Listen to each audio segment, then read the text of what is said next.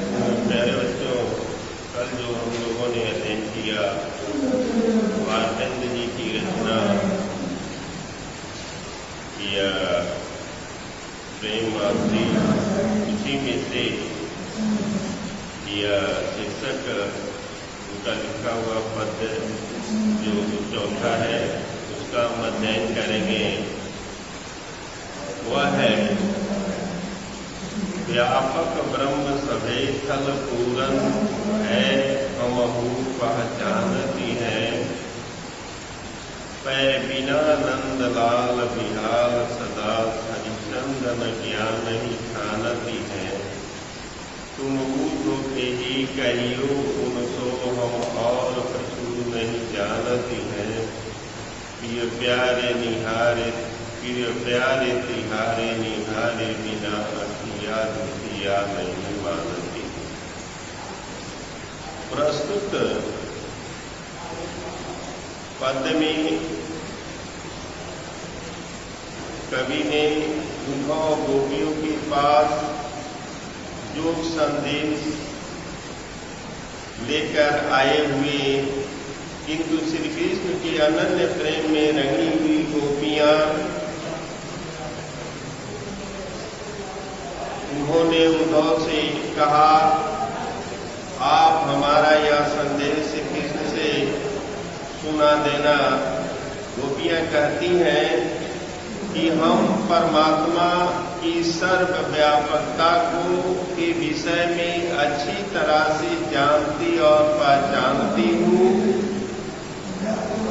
यह हम ये भी जानती हूँ कि परमात्मा जल थल आदि सभी जगह विद्यमान है, किंतु श्री कृष्ण के वियोग में हम सब व्याकुल रहती हैं और उन्हें छोड़कर हमें किसी भी प्रकार की ज्ञान की चर्चा रुचिकर नहीं लगती है।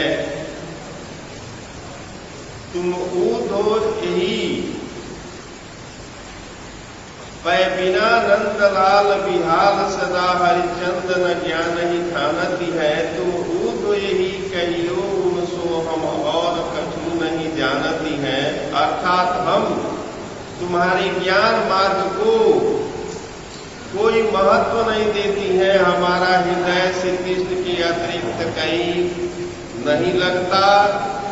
उधो आप श्री कृष्ण से जाकर के प्रिय प्यारे तिहारे निहारे बिना अखिया दुखिया नहीं मानती है। हे उद्धव जी, आप श्री कृष्ण से जाकर यही कह देना कि हम गोपियां कुछ नहीं जानती हैं। ये हमारी दुखियारी आंखें आपके यानी श्री कृष्ण के दर्शन के बिना यह कुछ सुनना पसंद नहीं करती। इसके बाद आज जो हमें अध्ययन करना है वह है जमुना छवि।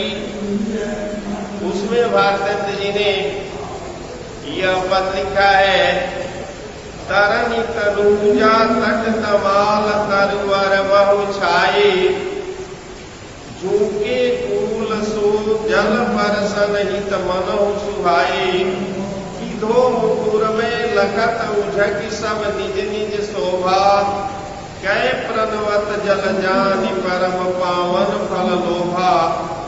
मनुआतप वारन तीर को सिमट सभे छाए रहत, कै हरि सेवा हित नय रहे निरखि नयन मन सुखलह। प्रस्तुत पंक्तियों में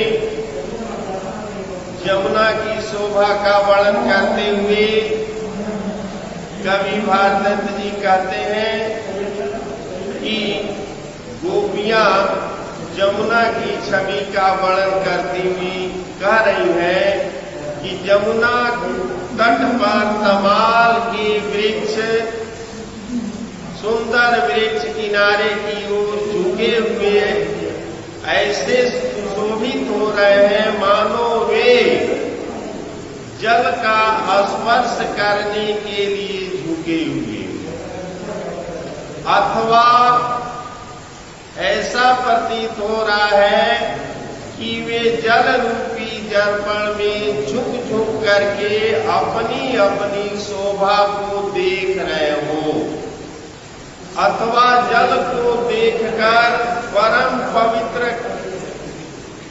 फल के लोभ में उन्हें प्रणाम कर रहे हो, अथवा ऐसा प्रतीत होता है मानो वृक्ष अपने ताप को दूर करने के लिए सिमट कर किनारे इकट्ठे हो गए हो, अथवा वे भगवान की सेवा करने के लिए झुके हुए हैं।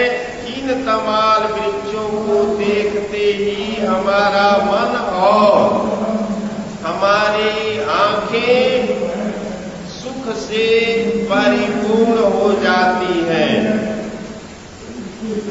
प्रस्तुत पद में तमाल के वृक्षों का मानवीकरण किया गया है। यहाँ प्रकृति का आलंबन रूप में चित्रण हुआ है। ब्रज भाषा में ये छंद लिखे गए हैं। इसमें उत्प्रेक्षा, संदेह और अनुप्रास अलंकार का प्रयोग हुआ है तथा इसमें श्रृंगार रस है। इसके बाद जो पद है यमुना छवि में, तीन पै जेहि छीन चंद ज्योतिरा का निशियावत, जल में मिलके नव अवनि लौतानि तनावती, हो तमुकुरमय सभे तबे उज्ज्वल इक ओभा, तन मन नयन जुड़ात देवी सुंदर सो शोभा, सो को कवि जो छवि कही सके ताछन जमुना नीर की, मिलियवनी और अंबर रहत छवि ईक सी नवतीर की। प्रस्तुत पंक्ति में जमुना की शोभा का वर्णन करते हुए कवि ने कहा है कि जब जमुना में पूर्णिमा के चंद्रमा की किरणें पड़ती हैं, तब वे किरणें जल में मिलकर के पृथ्वी से आकाश के बीच तंबू सा तन जाती है, यानी दिखाई देती है।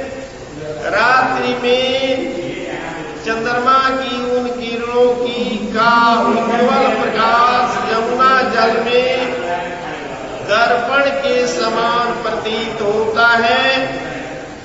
यमुना की इस सुंदरता और शोभा को देख करके सबके तन, मन और नेत्र परम सुख का अनुभव करता है। ऐसे क्षणों में आकाश और नदी तक की सुंदरता आकाश से लेकर पृथ्वी तक एक समान चारों तरफ दिखाई देती है।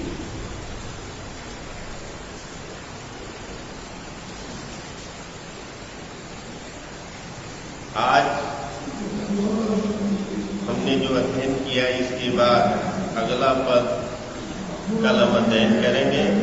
हमारी यह आपसे अनुरोध है कि आप इन बताए हुए पदों का गहन अध्ययन करके और जीवन में इसे लाभ उठाने का प्रयास करें।